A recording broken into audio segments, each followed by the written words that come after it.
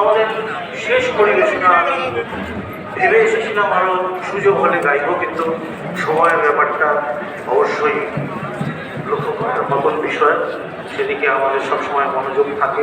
এবং এইটা এমন একটা জায়গা, এটা এমন একটা মঞ্চ যেখানে একেবারে সময় মেপে কাজ হয়, এবং সেটার প্রতি একটা শ্রদ্ধা সম্মান শিল্পী হিসেবে আমাদের তরফ থেকে অবশ্যই রাখা উচিত। আমাদের পরবর্তী শিল্পীরাও এসে উপস্থিত হয়েছে, আমাদের দেখতেও পেয়েছি তাদের যা যা